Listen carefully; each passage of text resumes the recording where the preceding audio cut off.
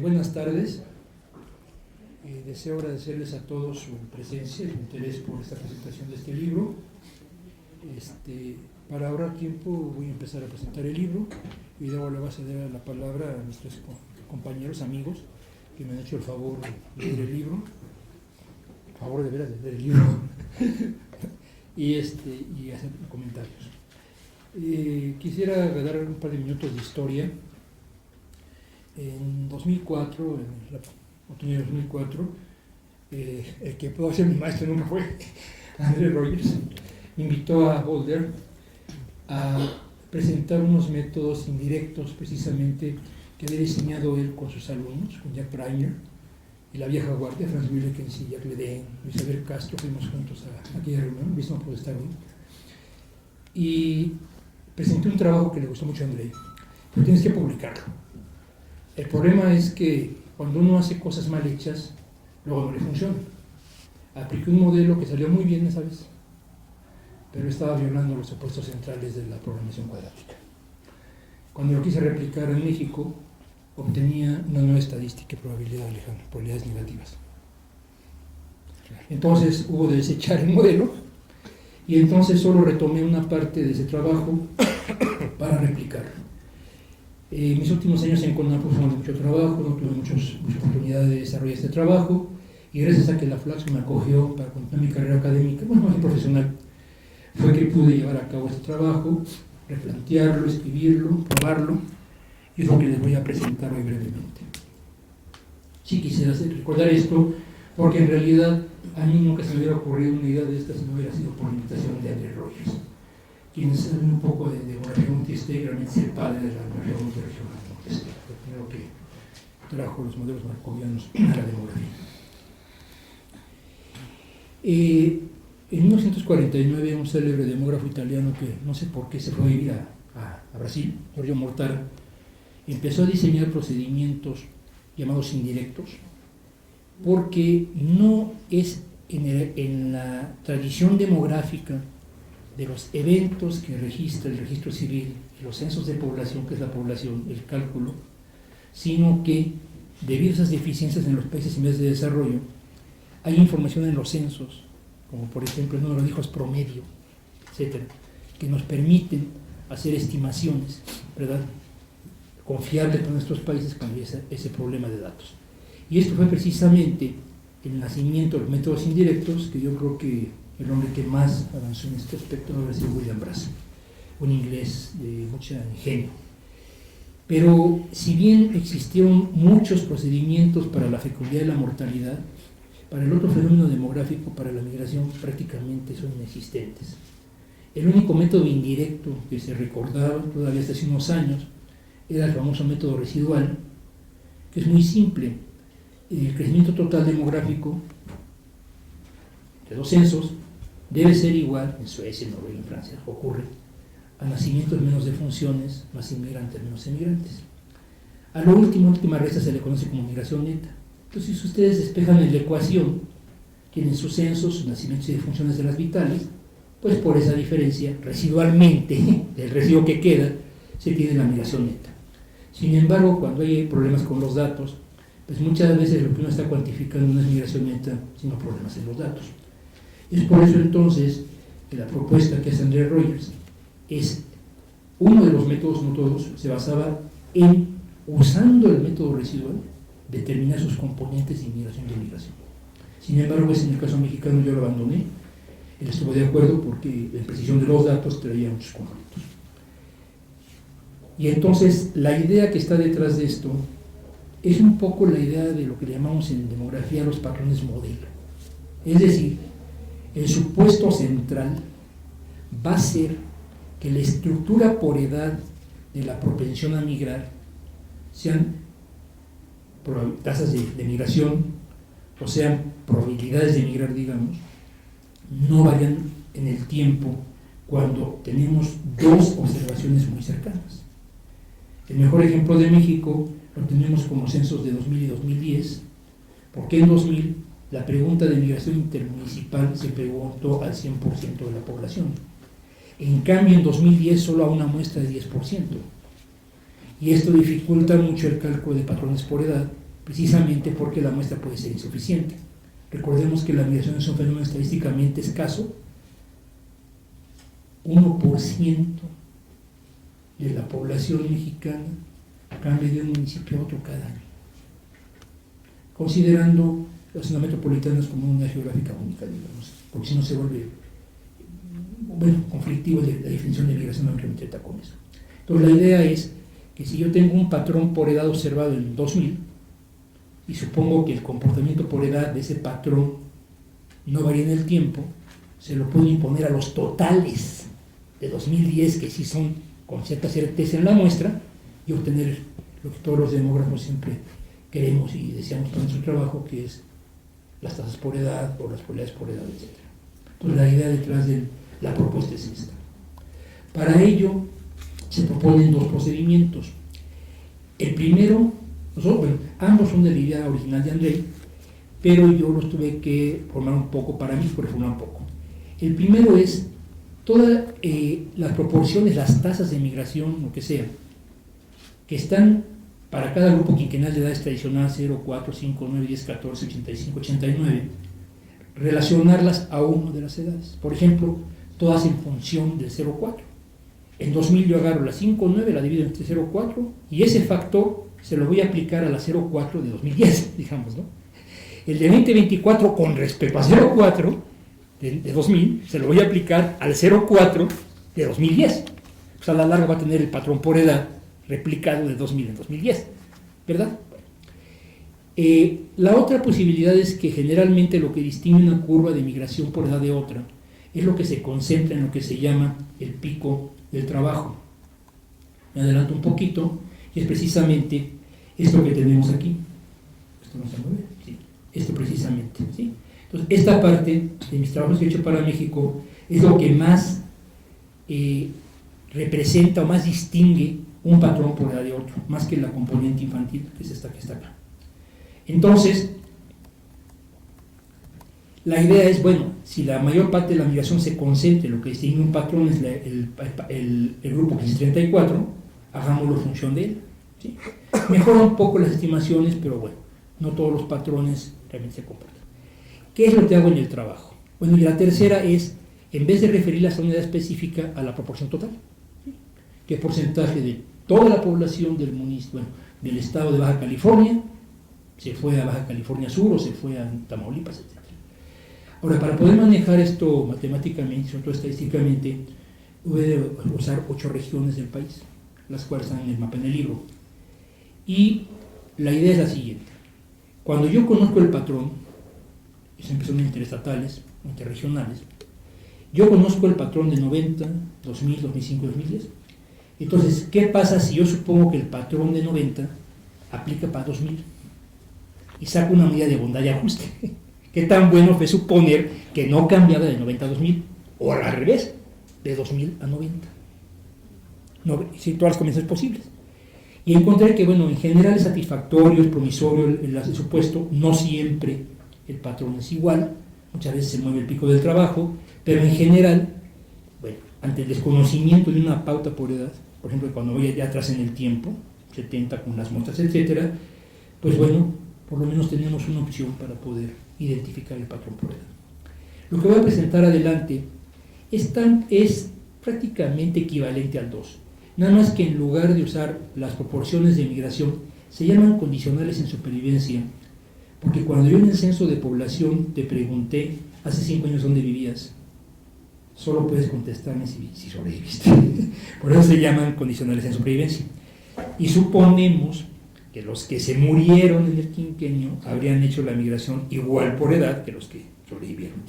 Supuesto que, malo o bueno, nadie ha demostrado lo contrario todavía, ¿no? O sea, es inocente mientras no demuestre lo contrario, es supuesto. Bueno, entonces lo que yo hago es que en lugar de usar estas proporciones, ¿qué porcentaje de la población que tenía 10-14 en 2005 en Baja California, hoy tiene 15-19 años en Sinaloa? ¿Sí? A eso se le llama esto, precisamente eso.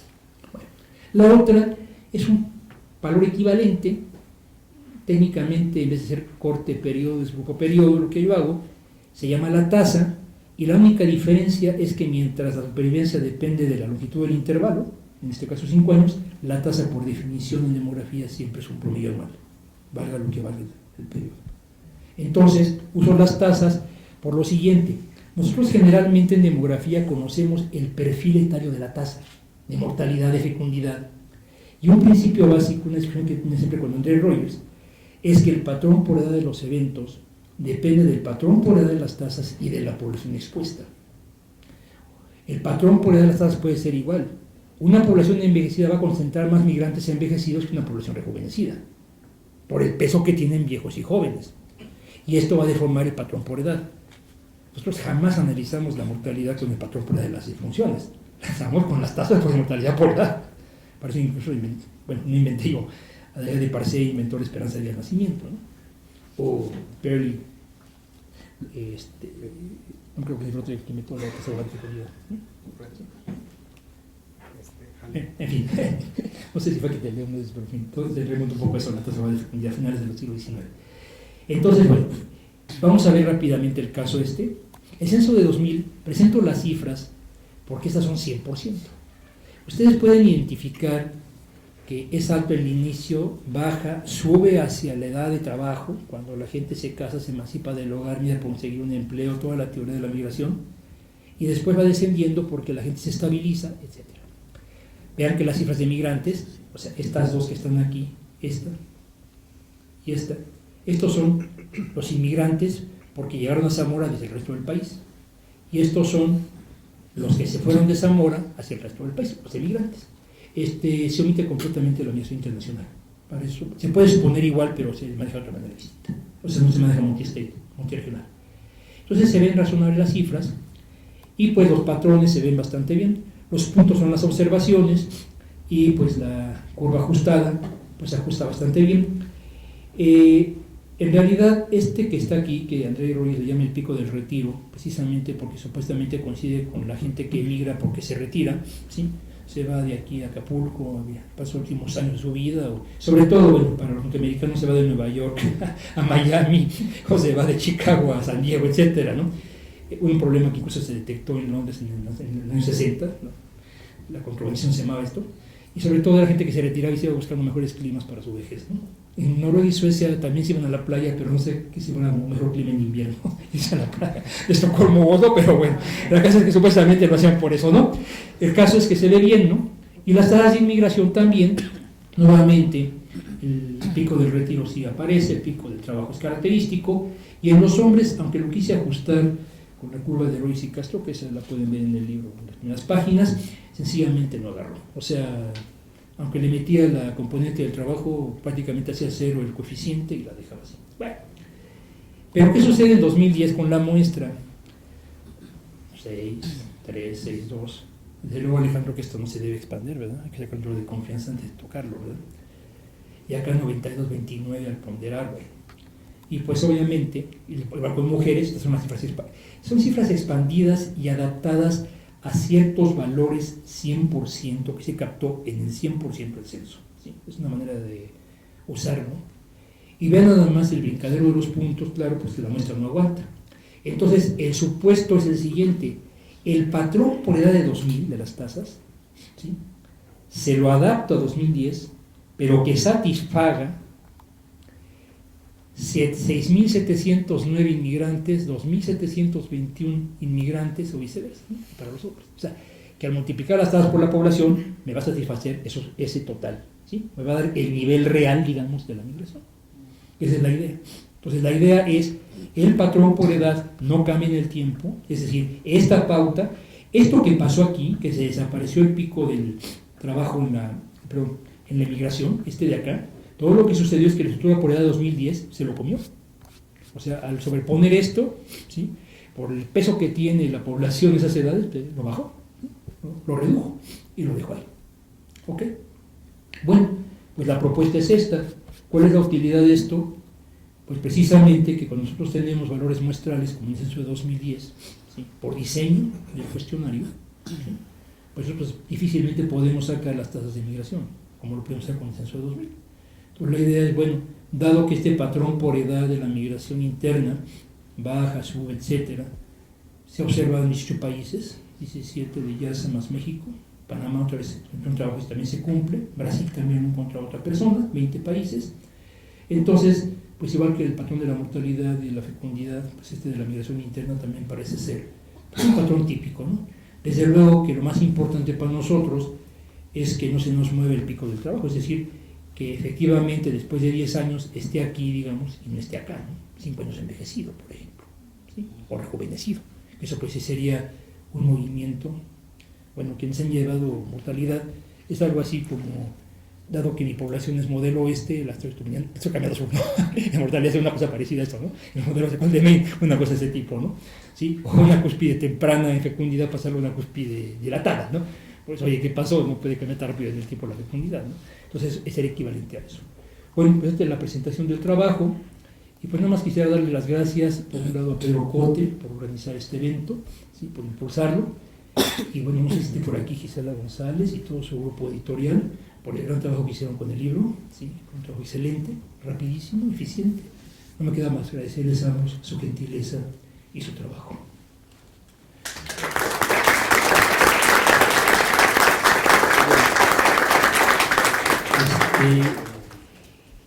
La idea de los comentarios, la invitación fue esta. Iba a presentar Patricia Fernández Ram de CONAJU, pero por un problema de trabajo no pudo venir.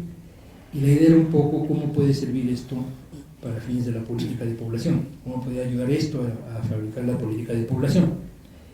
Al doctor Víctor Manuel García Guerrero, un poco más, estas libertades como yo quiero, un poco la parte matemática, la parte más demográfica matemática, y debido a que hay ajustes demográficos, y hay una función llamada MAPE, y todo esto, pues le pedí a este gran compañero y amigo Alejandro Alegría, que también comentar el libro, desde luego que están en libertad de comentar lo que quieran, pero un poco pues también reflexionar sobre este punto, ¿no? Sobre la medida de botón de ajuste. No se puede aplicar ni G cuadrada, ni como Ordes-Smith, ese tipo de cosas, sino que tiene un problema porque son medidas relativas, no son medidas absolutas, no son distribuciones necesariamente 100%, ¿no? Entonces, le paso la palabra, si no tiene inconveniente, el doctor Manuel García Guerrero, luego se la pasaría a Alejandro Alegría y finalmente te pediría a Sergio si puede hacer favor de comentar. Sí, adelante. Muchas gracias por aceptar. No, hombre, muchas gracias, al contrario. Buenas tardes.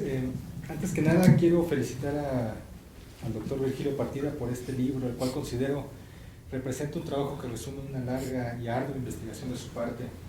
Además, quiero agradecerle por haberme invitado a leer y comentar su obra, la cual seguramente será una referencia obligada para los estudiosos de la migración interna en habla hispana.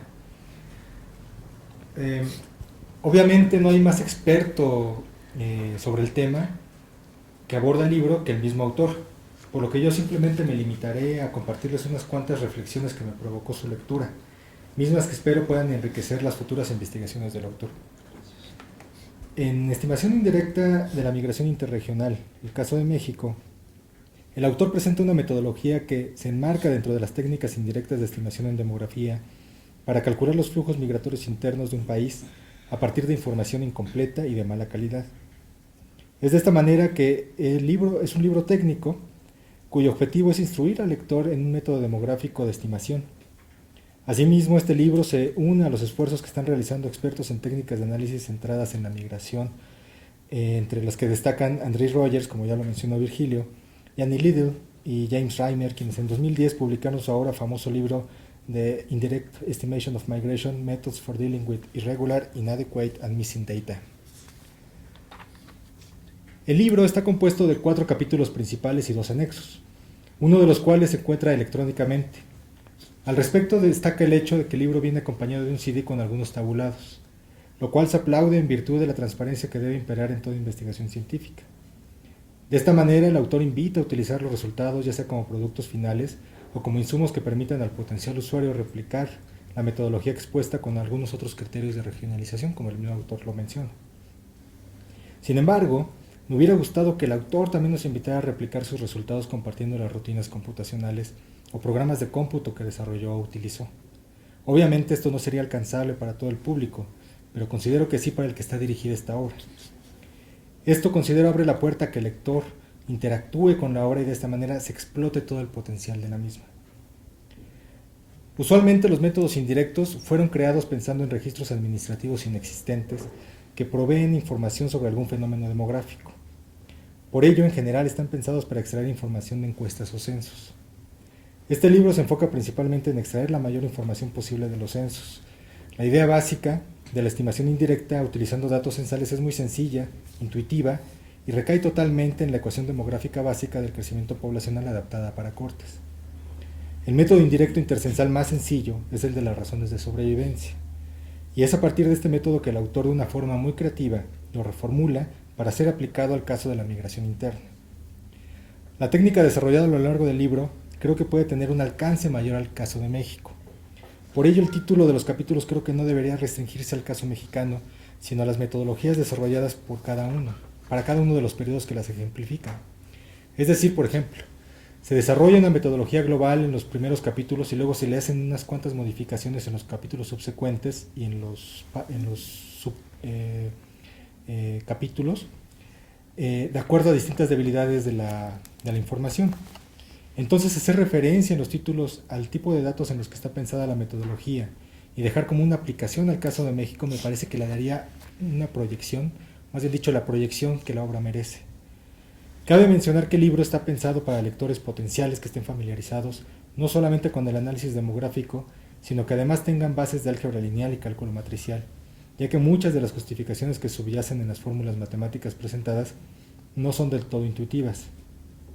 Esto es totalmente entendible, ya que de lo contrario el tamaño de la obra se incrementaría considerablemente.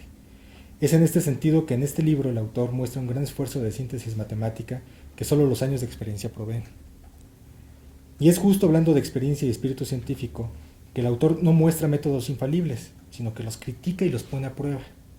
Para ello se vale del error medio absoluto porcentual, mejor conocido como MAPE por sus siglas en inglés. Una de las virtudes de esta forma de medir el error en el ajuste de métodos que privilegian la dimensión temporal es su independencia de la escala, por lo que usualmente son utilizados para comparar el desempeño de un modelo en fenómenos medidos en distintas unidades. Sin embargo, tienen la desventaja de no estar definidos cuando el denominador vale cero. La literatura también señala que penalizan más a los errores negativos que a los positivos. Tal vez comenzar con un diagnóstico de los residuales y después elegir alguna forma de medir el error sería una buena alternativa.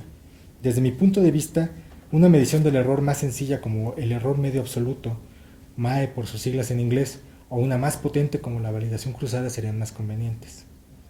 El supuesto central del método de estimación que nos propone el profesor Partida es que la distribución por edades de las tasas de migración prevalece en el tiempo, lo cual considero absolutamente razonable y sinceramente no sé muy bien cómo se podrían introducir variaciones de la pauta etaria en el tiempo, como lo propone al final del libro.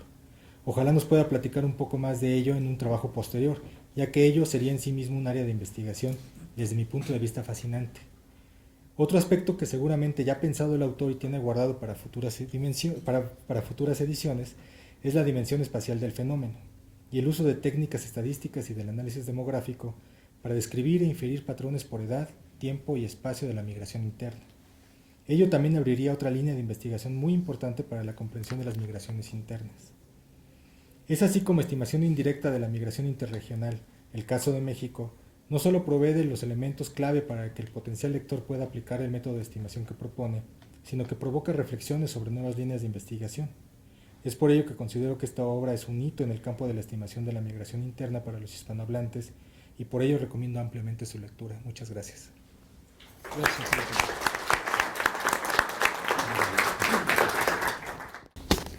Buenas tardes a todos los presentes. Gracias, Virgilio, por invitarme a ser comentarista y compartir la mesa con compañeros que conozco desde algún tiempo. Y primero voy a hablar de generalidades y después me atreveré, porque sí es un atrevimiento, siendo yo no demógrafo, comentar sobre este libro. Pero bueno, trataré de hacer lo mejor posible en mis comentarios. Primero, en términos muy generales, es que lo leí y creo haber entendido el problema que se pretende resolver. También creo haber entendido cómo lo hizo. Y lo digo desde el punto de vista de alguien que no es demógrafo. La forma de exponer de Virgilio es lógica, es clara, escribe muy bien, ¿sí? Me llamó la atención que la parte matemática, aunque soy matemático, no necesité o no se requiere el profundizar sobre ella. Simplemente uno puede brincarse las formalidades matemáticas, que en el fondo sí se requiere, como decía Víctor, álgebra lineal y otras cosas, pero si uno salta eso, sí se puede comprender todo, se puede leer entonces sin necesidad de entender profundamente qué es eso matemático que está ahí. Es una gran virtud de la obra. Desde luego, esto no quiere decir que esté dirigido a todo público. Sí se requiere que las personas tengan cierto conocimiento básico sobre, o no tan básico, sobre demografía, estadística, matemáticas, para tener una comprensión mejor de lo que se está haciendo. ¿Sí? No es para el público en general la obra, aunque de interés general, desde luego. Aprendí varias cosas demográficas, se los puedo decir.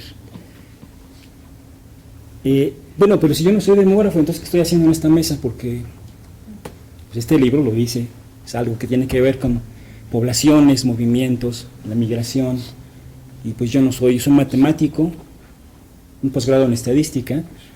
Bueno, ¿qué hago aquí? La primera razón, pues Virgilio me invitó. Entonces nos conocemos desde hace un poco más de 6 años, grandes compañeros de trabajo, y bueno, no tenía que decirle sí como amigo. Es una parte. Bueno, la segunda parte, el título del libro creo que da la segunda razón. Estimación indirecta de la migración interregional. Y bueno, el estadístico, cuando ve la palabra estimación, dice, algo tengo que ver ahí, o puedo hacer algo ahí. Entonces, bueno, vamos a comentar algo sobre eso. Siendo un poco más específico, en el capítulo 1 me llamó la atención la regionalización que se utilizó, y creo que sí es la conveniente. Tal vez se requiere un poco más de justificación del por qué, pero me pregunté en ese momento si otras regionalizaciones pueden tener inconvenientes, pero también ventajas. Tal vez algún comentario de Virgilio sobre esto, el usar otra regionalización del país, ¿qué tanto podría aportar aplicando los métodos que nos presenta? También en el capítulo 1, pues hay cantidad de tablas, en el anexo se presentan gráficas, muchas, pero muchas, y yo como estadístico, lo primero que hago es, bueno, sí veo muchas tablas y veo las gráficas que uno entiende un poco más, pero eso permite hacer un análisis descriptivo muy rico. O sea, ya con eso creo que se podrían sacar muchas conclusiones a nivel descriptivo, interesantes, con solo la cantidad de información que tenemos en tablas y las gráficas. Es decir, quedarse viendo las gráficas que nos presenta y pensar y sabiendo un poco más de demografía, lo que yo sé, creo que pueden sacar conclusiones bastante interesantes con solo eso, con las gráficas y las tablas, análisis de la información que está en las tablas. En el mismo capítulo 1 ya se habla sobre el criterio de bondad de ajuste, lo que mencionaba Víctor sobre el MAPE, o MAPE en inglés, o el EMAP en español, como lo pone Virgilio. Hay varios métodos y efectivamente este método, esta forma de evaluar, este criterio, podría ser mejor comparado con otros. Sí, es cierto, no depende de las unidades, lo hace porcentual, pero la pregunta sería, ¿cómo estadísticamente puedo saber si un MAPE de 5 es mejor que uno de 5.3? Porque numéricamente es menor y uno busca que sea menor. Qué bueno. Y sí, se usa mucho para comparar modelos, como lo decía Víctor antes, pero estadísticamente la comparación, cuando digo comparación lo digo, quiero decir esto: 5 es estadísticamente menor que 5.3, ¿sí o no? Y esa pregunta no se puede responder tan fácilmente porque no tengo una distribución asociada a ese numerito que me mide de alguna manera la bondad del ajuste. Así que bueno, nada más nos quedamos con el número, vio cuántas veces tenía tal valor, cuántas veces tenía, cualquier porcentaje de veces tomaba un valor, qué porcentaje de veces tomaba otro valor, y ya, porque no se podía hacer otra cosa. En ese sentido creo que sí se podría hacer algo más. Lo hemos comentado en la oficina, informalmente, en las comidas, que tal vez se pueda hacer algo al respecto. Como estadístico, esa parte me interesaría desarrollarla más, utilizando técnicas estadísticas bayesianas, que no es el momento ahorita de comentar de qué se trata, pero podría ayudar a eso, a ese problema, considero. He hecho algo al respecto con modelos de mortalidad y creo que me han salido cosas interesantes. ¿Por qué no aquí también aplicarlo? Creo que sí se puede. Y así ya podemos hacer algo estadísticamente con mayor justificación en el uso de este criterio de bondad de ajuste. Pues espero trabajar con Virgilio sobre esto en el futuro. Bueno, si él desea, desde luego. Capítulo 1. Capítulo 2. En el capítulo 2, cuando terminé de leer, dije que aquí lo interesante, creo, es lo siguiente. ¿Cómo es que se usa la información de un periodo de tiempo para pronosticar entre comillas, porque nuestra idea de pronóstico es ver al futuro, pero no, aquí podemos tomar un periodo de tiempo e ir hacia atrás. Eso es interesante. Cuando no hay información adecuada o falta información, es muy útil esto. Requiere ciertos supuestos, los menciona Virgilio, que se pueden discutir la validez de esos supuestos, pero en principio son supuestos creíbles, aunque valdría la pena jugar con ellos y ver qué pasa, ¿no?, con otros supuestos.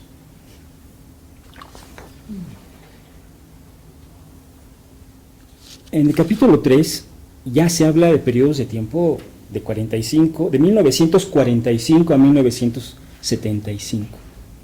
Entonces aplica el método indirecto de 45 a 50, de 55 a 60 y de 65 a 70. Aquí el comentario para mí importante sería si utiliza la regionalización en un principio propuesta de 8 regiones y la utiliza para esas etapas o esos periodos de tiempo.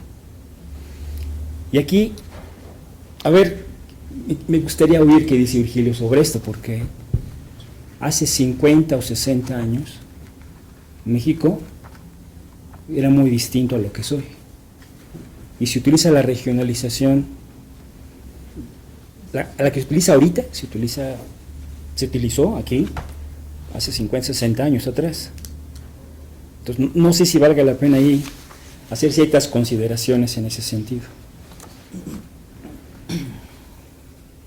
El capítulo 4, yo lo que observé es, de nuevo, otra ventaja del método que se propone. Porque en lugar de utilizar las regiones, ahora se propone utilizar, más bien, hacer grupos o partir al país, pero fijándose en una variable, en otra variable, que sería localidades, tamaño de localidades. Entonces el país lo parte el país pensando en localidades de tal tamaño, en términos de número de personas, y así forma 7 grupos de localidades y aplica el procedimiento. Así que el procedimiento tiene mucha potencialidad en cuanto a aplicación, pensando en otro tipo de partición del país. Aquí fue localidades, tamaño, podría ser otra. Así que se pueden hacer varias cosas en ese sentido. Eso le da mayor flexibilidad al modelo, al propuesto. Y voy a decir 3 cosas para concluir.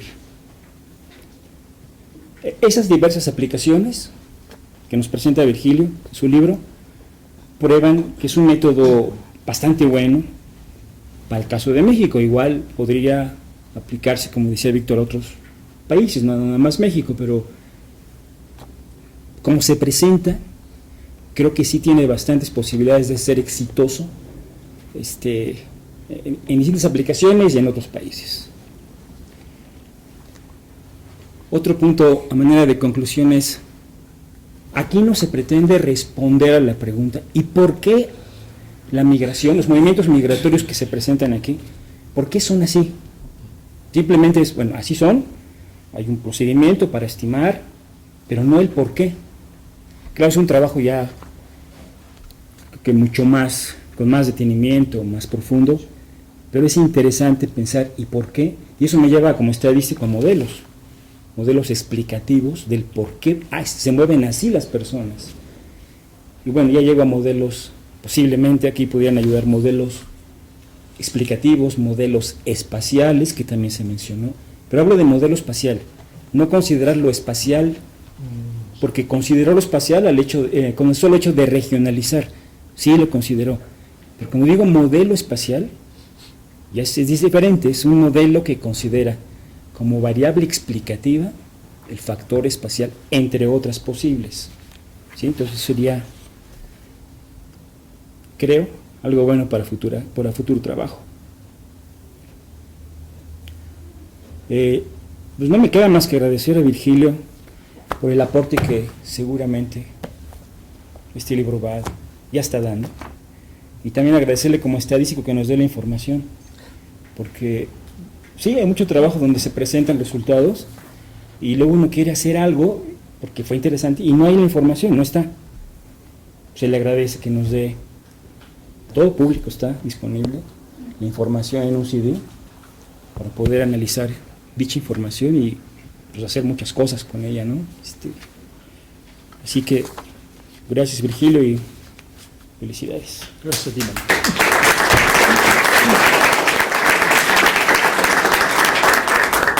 Sergio, por favor.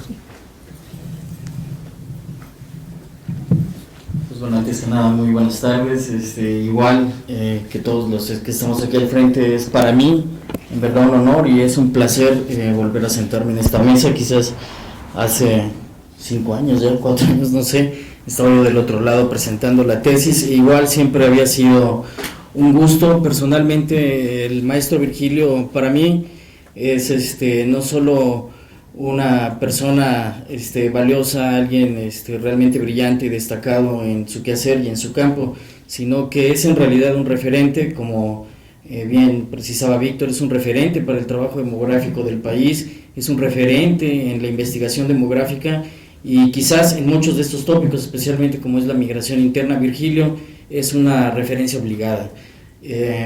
Yo personalmente es a partir de Virgilio que tratado de llegar a este mundo de la migración interna. Efectivamente, el trabajo de André Rogers, Luis Castro y todos estos modelos fabulosos e interesantes, igualmente paradigmáticos, pues son como lecturas de culto. Así digo, los que estamos ahí metidos, empieza a ser un culto demográfico, porque van uno y va otro artículo, y así llegamos como al principio de dónde empieza todo eso, y empiezan estas preguntas que Virgilio las pone nuevamente en este libro. Yo en ese sentido pues le expresaría mi admiración, y bueno, digamos en este momento también pues a título de Patricia Fernández, quien pues no pudo venir, es una pena que ella no esté aquí, sin embargo lo discutimos, ella igual me confió y ahora sí que me encomendó esta breve representación, y yo con gusto les leeré sus comentarios, que yo creo que igualmente suman a lo que esta mesa pretende discutir, y pues procederé a eso, ¿no? Y se los leo. Para mí es un privilegio presentar el libro del doctor Virgilio Partida por muchas razones, que van desde la admiración que siempre le he profesado como demógrafa, hasta un efecto personal por todo lo que me ha enseñado en las aulas y el trabajo diario. Es necesario aclarar que los comentarios que aquí expreso son opiniones mías y no del Consejo Nacional de Población, donde actualmente trabajo. Como nos recuerda el doctor Partida, los métodos indirectos son técnicas que se desarrollaron alrededor de la mitad del siglo pasado, principalmente para estimar pautas y tendencias de fecundidad y mortalidad a partir de datos incompletos o con deficiencias. Estos métodos fueron muy populares alrededor de finales de los años 70, 80, cuando se publicó el Manual 10 sobre estimaciones demográficas del Population Division de las Naciones Unidas, y pasó más de un cuarto de siglo para que apareciera una publicación similar actualizada. Quizás ustedes ya la conozcan o la han visto, que es el Tools for Demographic Estimation de la USP y del UNFPA. Tom Moultrie, Rob Dorrington, Alan Hill, Kenneth Hill, Jan Timus, Basia Saba, entre otros. El aparente desinterés en estos métodos se puede explicar por la mejora continua de los sistemas de estadísticas vitales, hablando en el mundo y los países desarrollados principalmente, la disponibilidad de una gran cantidad de datos provenientes de encuestas y censos que hacen parecer como obsoletos gran parte de las técnicas de estimación demográfica desarrolladas para el uso de datos deficientes o limitados. Por otra parte, la disponibilidad de series históricas de datos y la utilización de computadoras ha facilitado por mucho la aplicación de técnicas estadísticas para la estimación demográfica. De esta forma, muchas veces se tiene la impresión de que los métodos tradicionales de la demografía pueden ser sustituidos por estimaciones directas y se deja de lado la riqueza del análisis demográfico, que no solo es básico para establecer tendencias y patrones de comportamiento de los fenómenos demográficos, sino que también son fundamentales para comprender la dinámica demográfica del país. En México, indudablemente, ha habido una mejora continua en la calidad de datos demográficos, pero en muchos casos, y es como se ha presentado aún, es imposible o problemático realizar una estimación directa, ya sea por la propia naturaleza del fenómeno, escasez de información, tasas muy bajas, etcétera, o por la dependencia continua de la actualización de fuentes de datos de alto costo en su levantamiento. En nuestro país, como en otros países desarrollados o en desarrollo, se está revaluando la necesidad de continuar con el levantamiento de censos y se está apostando hacia la mejora y ampliación de estadísticas administrativas. En esta coyuntura nos encontramos ante datos censales que ya se podían utilizar más o menos de manera directa para dar cuenta de los fenómenos, pero que ahora requieren de metodologías que permitan su estimación a través de técnicas indirectas, ya que los datos provienen de encuestas o provendrán de encuestas. El libro del Dr. Partida es un excelente ejemplo de la combinación que hoy en día debemos realizar para aprovechar el detalle que un censo, preguntas para todos, puede brindar para el conocimiento de un fenómeno, en conjunción con otras fuentes de datos de periodicidad más frecuente, pero con dificultades de representatividad desagregada, por edad o geográficamente hablando. Le faltó sexo también a partir de aquí. Bueno, la propuesta, edad y sexo demográfico. La propuesta que hoy nos presenta es una guía paso a paso en la utilización de un método indirecto para la estimación de la migración, maximizando el uso de los datos provenientes de campo y evaluando las ventajas que la metodología puede brindar, así como las circunstancias de cada censo. Los procesos migratorios dependen de una definición espacial y de la consideración sobre las características del movimiento.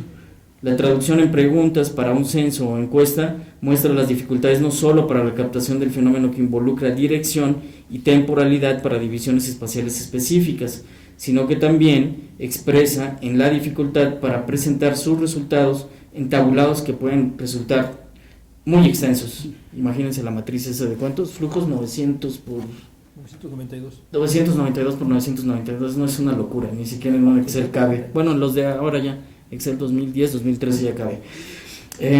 Así, algunos de los censos de la segunda mitad del siglo XX se referían a la última migración realizada o cambio de residencia y se preguntaba por el tiempo de vivir en el lugar de residencia, lo cual presentaba dificultades sobre los cortes de los tabulados a presentar. Si bien en ocasiones se preguntó sobre el lugar de residencia previa, origen de la migración, y se ubicó el lugar de residencia actual, o sea, el destino, las matrices origen-destino no eran publicadas por la magnitud de los tabulados.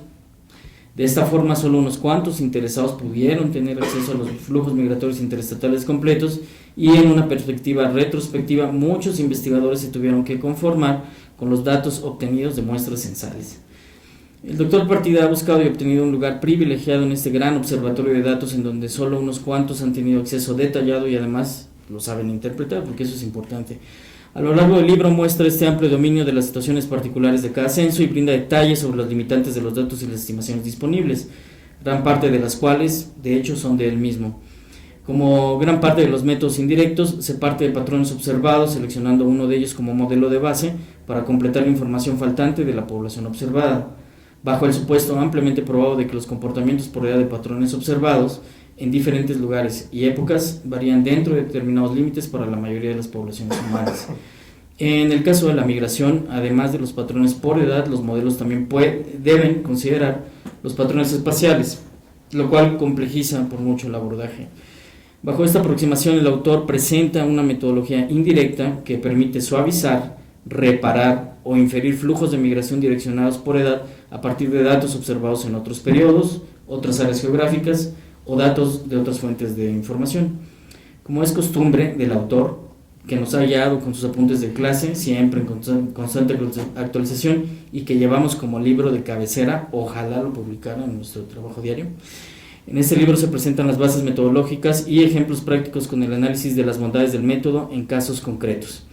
El primer capítulo presenta las proporciones condicionales en supervivencia, su relación con las tasas de migración y el modelo Rogers-Castro, que en conjunto permiten ir de indicadores y patrones de fácil cálculo hacia una estimación de tasas y el ajuste y o suavizamiento de las mismas.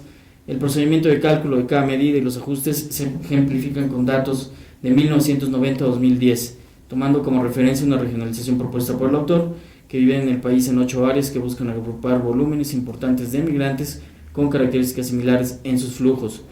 Los patrones de las proporciones de migración, después de ajustes necesarios y después de evaluar su comportamiento a partir de tasas, muestran regularidades en los 4 periodos comprendidos entre 1990 y 2010, lo cual permite avanzar hacia los siguientes capítulos y aplicar el método indirecto, que supone que el patrón por edad de cada flujo específico no cambia sustancialmente en el tiempo. En el segundo capítulo se aplica el método para estimar entre 1990 y 2010 la migración interregional por edad y para cada sexo por separado, a partir de las proporciones de migración condicionales en supervivencia y otro periodo, ligándolas mediante la proporción de los menores de 5 años de edad o partiendo del grupo 15-34 y aún adaptando solo el nivel del fenómeno al quinquenio de interés.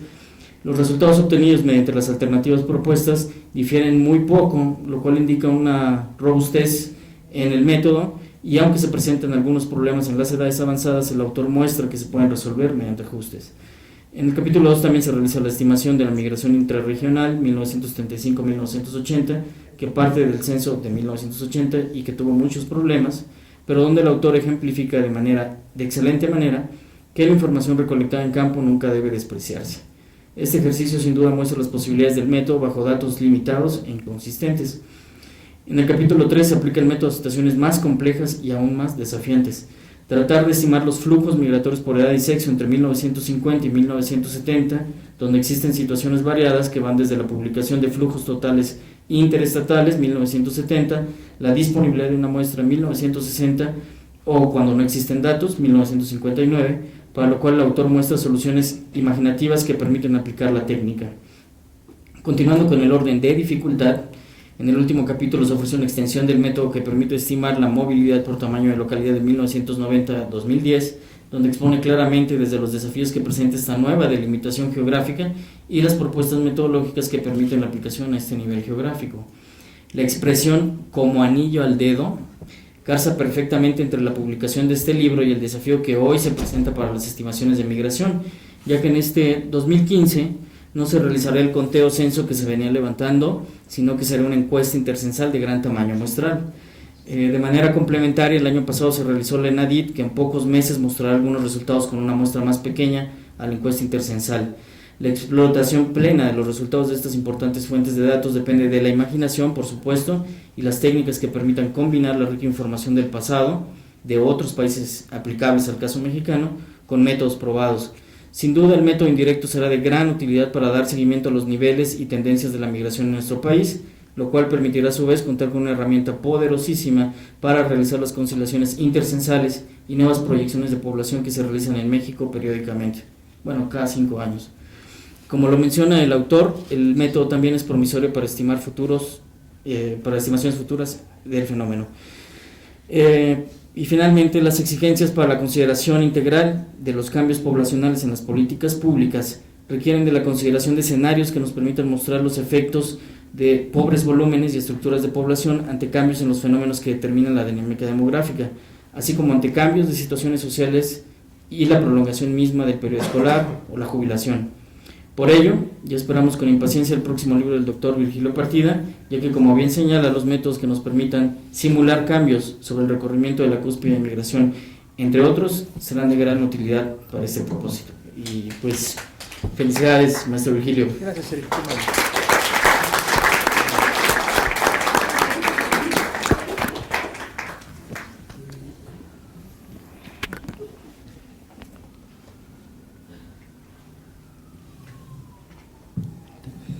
me quisiera tomar unos minutos para contestar algunas de las inquietudes que no quede fuera. De los programas de cómputo, otra anécdota, como saben que me gusta mucho la música clásica, antigua.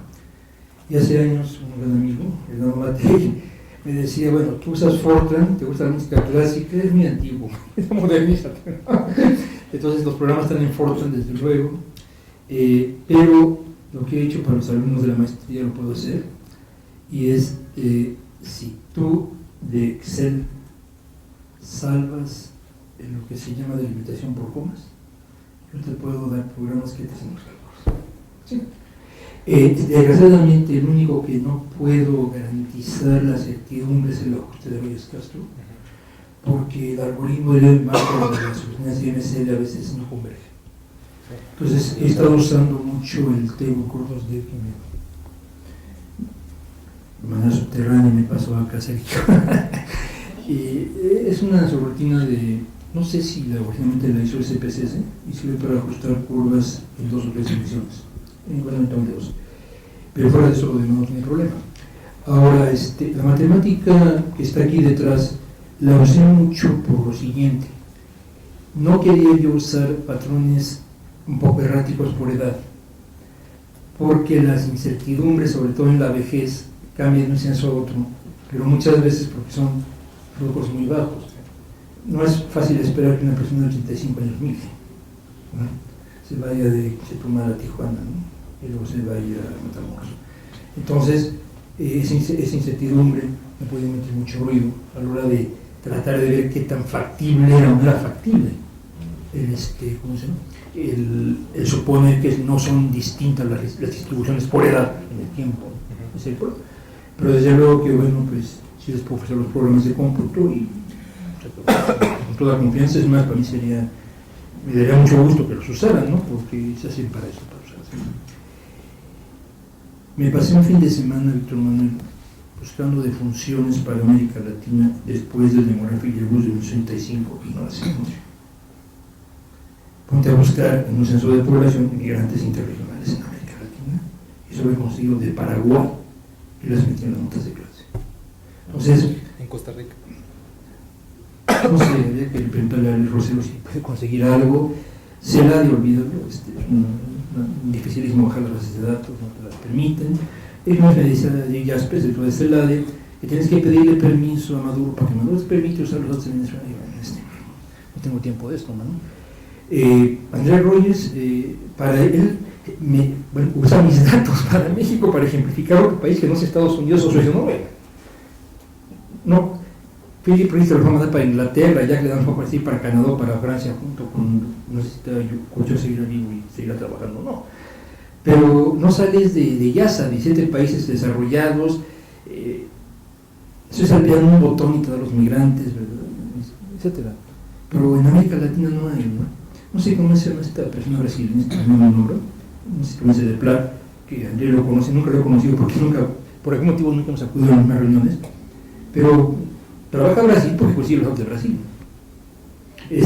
Bueno, hoy gracias a los oficios de una alumna de aquí, Ana Julia Allen, que me pasó las bases de datos de Venezuela, podemos intentar algo con Venezuela, ¿no? No se llama la idea. Pero el problema es conseguir los datos, ¿no? No es que más hubiera querido yo que se llamara el caso de América Latina, desgraciadamente no los consiguió, ¿sí?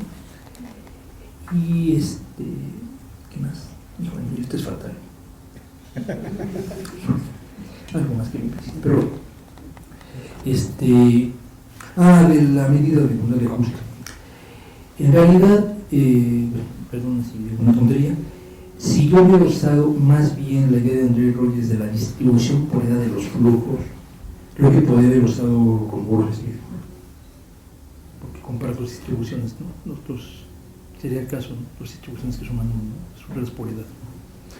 Pero el problema es que, económicamente les comenté que el patrón por edad de los flujos, de los eventos, depende de la superpoblación de la población y de las tasas, entonces pues es un problema, ¿no? Entonces por ahí, bueno, luego platicamos del modelo, lo último que no lo conozco, que dijiste. ¿Cuál era su pasada? Bueno, en el caso Alejandro de las regiones, la organización yo le hice en mi tesis de doctorado, para mi tesis de doctorado, en la cual yo usa un concepto aproximado de desarrollo humano, pero la tesis prácticamente es compararlos entre el 2000 y 2010, cuando la globalización cambió los flujos migratorios, las grandes ciudades, las ciudades sobre todo se volvió de expulsión, la migración urbana-rural no es despreciable, urbana-rural dije, urbana-rural, al revés, 10% más o menos, está en el libro. Pero ¿qué pasa cuando me invita Cecilia Ravel, me pide que me vaya lo más lejos atrás en el tiempo? Hasta 1930 me puedo dar los consensos, cuando son importaciones, en la época económica, eran las grandes ciudades, la gran producción, México, Guadalajara, Monterrey, esa era la más parte del PIB, ¿no? Estaba la industria, estaba todo. Y para esa regionalización Luis Uniquel, con base en el análisis de la migración mexicana interestatal, con datos de los años 60 y 70, métodos residuales, hizo una regionalización. Entonces yo lo que hace en el trabajo de Cecilia, y lo uso aquí, es un promedio del ICI y de la globalización, digamos, ¿no? Trato de, para que sea continuo en el tiempo y se pueda aplicar primero una comparación del libro del Fondo de Cultura, y aquí lo más importante, si yo cambio la regionalización de 70-80 a 40-50, ya no puedo decir que el patrón por edad en el tiempo no cambia, porque estoy caminando el esquema. A nivel de mi tesis sobre la diagonal principal de la matriz la elimino, luego no migrantes, aquí se me recupero. Entonces esto todavía da un poquito más la idea de todo el flujo interestatal nacional, como que lo condensa. Ahora, les estoy regalando un CD con todos los datos, hagan la prueba, cambien de regionalización y vean qué tanto bueno, son los mapes, ¿no? Ya tengo una buena tarea de análisis. Aquí en Plaza no es cierto. Sí, pero creo que eso se podría hacer. Y bueno, explicaciones. Tengo trabajos donde trato de explicar los cambios en la migración, los flujos dirigidos, etc. Este trabajo, su objetivo no era explicar la migración, era simple y sencillamente una cosa metodológica de hacerlo. La verdad es que, bueno, el trabajo que estoy más orgulloso de haber hecho analítico es el capítulo del Fondo de Cultura Económica, el esfuerzo desde 1915 hasta la fecha. Ahí sintetizo mi experiencia de 30 años, creo, del análisis de los flujos migratorios, los cambios que se han dado. Incluso al final del tiempo hago el trabajo, hago la parte de la migración interés por tamaño de localidad. Y otro trabajo que también me gustó mucho que hice, basado en una encuesta que se levantó en 86, es el cambio de 16 ciudades de México, su migración y semigración, cómo ha cambiado en el tiempo. Son las 16 ciudades que entraron en una encuesta de migración que se hizo en los 80 en Guanapo, porque tengo, sí, para poder usar en el tiempo. Y un poco de, no es por ahí, eso no es total, pero sí, más o menos da la idea. Pero la idea del trabajo es no explicar la migración, porque, híjole, quién sabe cuántas páginas más serían, ¿no? Entonces, por eso sí lo remito. No sé si quieran agregar algo, si quieran preguntar algo al público, no lo que tengan dudas porque no han leído, pero cuando lo lean, pues sí, se preguntan las dudas, que a lo mejor son muchas, ¿no? No puedo apenas creer que 18 personas lo compraron en la FIL de Guadalajara, ¿no? Además de mis cuates que viven allá, no sé quién, son como 10, no sé quiénes son los otros 8, no es cierto. Pero bueno, y para mañana sí son baratos tipos. Muchas gracias por todo, Pedro, nuevamente, muchísimas gracias por esto, y no sé si este es Gisela González. El martes no había ejemplares en Flaxo para distribuir, ¿sí? O sea, logró que hubiera una edición, un sobretiro, para que puedan hoy tener el libro. Y la verdad les agradezco mucho a todos por su amabilidad y sobre todo a la Flaxo por la oportunidad.